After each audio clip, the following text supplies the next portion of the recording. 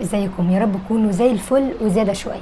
الفيديو بتاع النهارده هكلمكم عن الطاقيه اللي هي شكلها كده لذيذ وينفع نقعد بيها عادي. فاكرين لما كنت قلت لكم في مره ان في طاقيه كده اعملوها لو انتم متجوزين عشان ما تتطلقوش بعد الشر طبعا. بس في طاقيه كده بيبقى شكلها اليجنت كده ونقدر ننزل منها قصه ويبقى شكلها عسول، علشان بس ايه يعني واحنا وسط اليوم بدل الشكل التاني شكلها بيبقى احسن شويه. مثلا لو هننشر بتاع او هنطلع بشعرنا بشكلها بيبقى ايه متهنم، بدل ما نلف شعرنا بشرب، وبدل برضو ما نبقى عاملين الطاقيه التانية اللي شكلها مش بيبقى الطف حاجه. المهم يعني عشان انا مش مجمعه قوي في النقطه دي، هي بيبقى شكلها حلو ونضيف.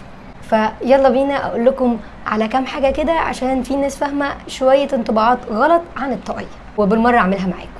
بصوا يا جماعه، مبدئيا الطاقيه بتفرد الشعر او الدوامه زي ما تسموها، بتفرد الشعر جدا. انا شعري ويفي وهي اللي بتفردهولي بتخليهولي ليس، بس ده عشان انا بقالي كتير قوي بلف طاقيه.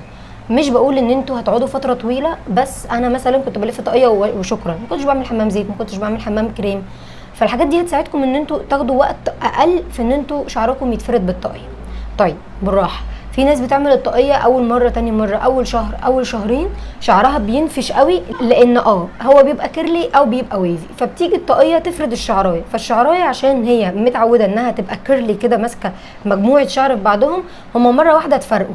فبدل ما هم انتوا كنتوا متعودين انهم واخدين مثلا حيز القلم الرصاص، لا بقوا واخدين حيز قد مثلا 5 6 سم، فبقى الشعر بدل ما هو كان كده بقى كده. هل ده طبيعي؟ طبيعي. طب مع الوقت هيتعالج؟ هيتعالج. ده كان كده في البدايه وعادي. تاني حاجه، هل طبيعه الشعر بتتغير مع الاستمرار على الطاقيه؟ مش هقول بتتغير 100%، لان انا شعري كان ويفي وستيل ويفي، بس هقدر اقول لكم ان انتوا لو عملتوا الطاقيه هيبقى ليس مع الوقت. يعني انتوا لو فضلتوا فتره طويله بتعملوا الطاقيه، وانس انتوا عملتوا طاقيه خلاص شعركم من تاني لفه او تالت لفه. مع العلم ان انتوا في الاول لما جيتوا قررتوا ان انتوا تعملوا طاقيه كنتوا مثلا بتلفوا شعركم 7 8 لفات، وتقعدوا يومين تقعدوا تلفوا فيهم، ترفعوا دي ناحيه وتسيبوها ساعتين، ترفعوا دي ناحيه وتسيبوها ساعتين. لا، اول ما تبقوا اتعودتوا يعني بعد كام شهر كتار كده، مثلا سنه، بعد السنه دي انتوا وانس لفيتوا شعركم لفتين هو خلاص اتفرد. طب هل طبيعه الشعر اتغيرت 100% يا جاكلين؟ لا، لو حبيتوا ترجعوا تعملوا كيرلي تاني بيتعمل كيرلي. فاهمين قصدي ايه؟ يعني هو مش بيغير 100% من طبيعه الشعر، بس انتوا بتدوا له اوردر بالطاقيه بعد التعود، اعمل ليس هيعمل ليس، اعمل كيرلي هيعمل كيرلي. دي الطف حاجه، كانكم عودتوا شعركم على اكتر من حاجه، فوقت ما تحبوا تعملوا اي تسريحه اعملوها. انا عن نفسي بحب الكيرلي في الصيف، انتوا تحبوا مثلا الليس مش عارف كده، فنبقى مختلفين وهو نغير. ما تنسوش زي ما قلت لكم انه مع الوقت بجد بدل ما كنتوا بتلفوا باليومين هتلفوا لفتين وهتلاقوا شعركم متفرد عادي. كان في طريقه طاقيه قبل كده بحسها اسرع من الطاقيه بتاعت النهارده دي، بس الامانه برضو انا متعوده على الطريقه التانية. وللامانه الطاقيه التانية ديت ساعات بتسيب زي فراغات في حتت معينه، لانها بتشد الشعر شويه في المنطقه دي، وانتوا ما عندكوش مانع ان الحته دي بس تبقى كده خفيفه في الشعر فيها، تمام. عندكم مانع اعملوا بقى الطاقيه بتاعت النهارده دي. فيو هاف تو اوبشن. الطاقيه اللي انا هعملها النهارده دي بعملها لما ببقى بجد مش عايزه شعري يبقى منحول ولا مشدود، وعاوزه اقلل في عدد المرات من الطاقيه التانية عشان ما تشدليش شعري اطول فتره ممكنه. فاهمين قصدي؟ بصوا عشان انا حاسه بس ان انتوا تايهين مني. الطاقيه التانية اسرع في طريقه الفرد، بس للاسف بتسيب شويه فراغات في الشعر، يعني بتشد الشعر لغايه لما تحسوه بيقع، بيطلع تاني بيطلع شكله بيبقى فاضي خالص. لا للامانه لا. طب الطاقيه بتاعت النهارده تقدروا تستخدموها مكان الاولانيه، هتبقى ابطا حاجه بسيطه، بس مش بتشد الشعر خالص ولا هتفضي اي حته في الشعر، فانتوا ليكم حريه الاختيار. انا كجاكلين ساعات كتير قوي بلف التانية 3 لفات، منهم لفه بنام بيها، وبعد كده خلاص باقي الاسبوع مش بشوف الطاقيه تاني خالص. يا اما بعمل ضفيره مرخيه قبل ما انام، يا اما بمسكه بتوكه، يا اما بلفه بتوكه ستان كده وبعمله كعكه كده عشان تاني يوم يبقى اللي هو كده، ده اللي هو بيبقى فيه كسره بسيطه، يبقى ويفي كده عامل زي الموجه. المهم انا قلت لكم كده انا بعمل ايه، يلا بينا نعمل الطاقيه. بصوا انا قلبت الكاميرا، فاتمنى بس ان ما يبقاش فيه اي كواليتي قلت وابقى واضحه. دلوقتي بقى في خطوه مهمه قوي، وهي ايه يا جكشوكه؟ وهي ان احنا نجيب التوك المشبك ونجيب كل الادوات بتاعتنا. والخطوه الاهم هي ان انتوا لما تجيبوا التوك المشبك تجيبوها بالمنظر ده. بصوا كده، حاولوا تركزوا، الجزء اللي فوق فيه سنان شايفينها، بس الجزء اللي تحت لا، ما فيهوش ولا سنه. بصوا كده، ما فيهوش ولا سنه. ده بينفعنا في ايه؟ ده بينفعنا ان احنا واحنا جايين نشد التوكه دي من شعرنا مفيش شعر، يعني انت ترفع اللي فوق اهو فتسحبه اللي تحت، اللي تحت بتبقى ناعمه فما بتاخدش اي شعرايه. تخيلوا معايا ان لو السنون موجوده فوق وموجوده تحت وانتوا جيتوا تشدوا، هترفعوا اللي فوق مثلا عشان تشدوا اللي تحت، هتوقع معاكم شعر. فانتوا خلوا بالكم ان شعركم لو مبلول هيتقطع بسببه، ودي اول حاجه لازم تركزوا فيها وانتوا بتشتروا توك المشبك بتاعتكم. ممكن تجيبوا الكليبس لايك ذس اللي هي مش عارفه ايه هي دي، عارفينها اللي هي دي كده بلاستيك. ممكن كمان تجيبوا اللي هو ده، لو عندكم اي حاجه ده اللي هو ده، عارفينه؟ معرفش. المهم هنجمع بقى كمان شويه بنت، يلا بينا. فرشتي اللذيذه. يلا اول حاجه اسرح شعري لورا، المهم هو مبلول بنسرح من الاطراف بعد كده للجذور سنه بسنه وبالراحه ماينه. انا على كده كنت هشد شعرايه تقريبا شدتها. عايزه اقول لكم على حاجه، الطاقيه دي لو ما ظبطتش معاكم وشعركم ناشف زي دلوقتي عشان هو ناعم شويه هتظبط معاكم قوي وشعركم مبلول، لان هو هتلاقوه عارف اللي هو بيتحط المكان اللي انتوا عايزين تحطوه فيه.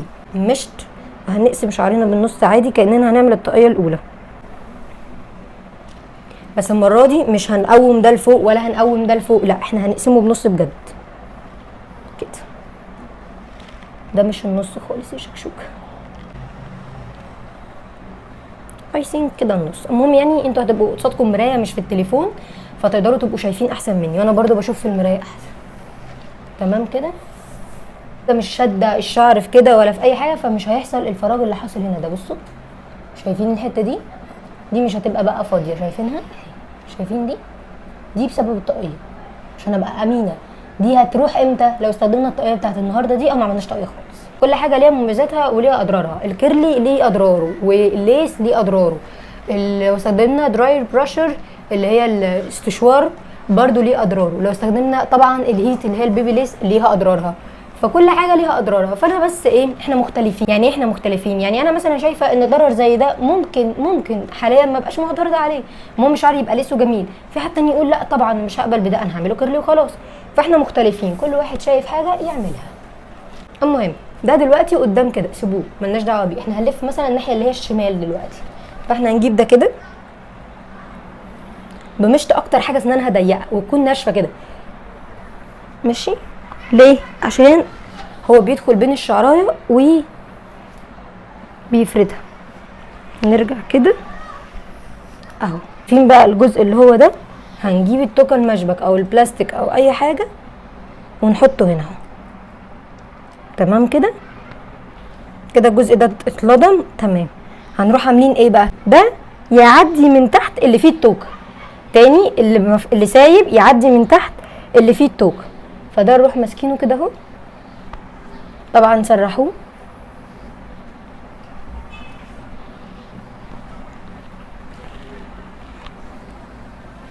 كده.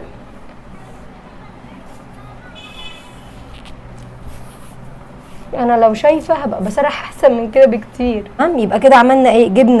جبنا اللي هو اللي فيه توكه من فوق، والتاني اللي هو ده جبناه من تحت. هنيجي بقى ناخد ده، شايفين؟ ناخده كده كده كده كده كده اهو. نسرح بس كويس اهو كده بنستك الجميله وحطيها هنا اهو. هتمسكه، لو مبلول هيتمسك بجد من غير اي حاجه، بس هو عشان هو ايه مفروض اصلا. نيجي بقى للناحيه التانيه نفس النظام، مع مراعاه ان لو في اطراف هنا تتفرد وبعدين نفرد عليها دي بقى تروح جايه جايه جايه جايه كده. الناحيه التانيه بنستك الجميله وحطيها هنا.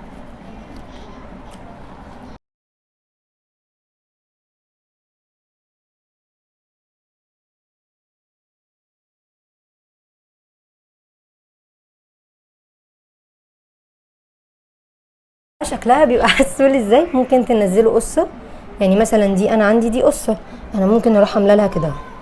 ده طلع بيبي هير مش قصه. المهم القصه نزلوها كده شكلها الى حد ما يعني كويس.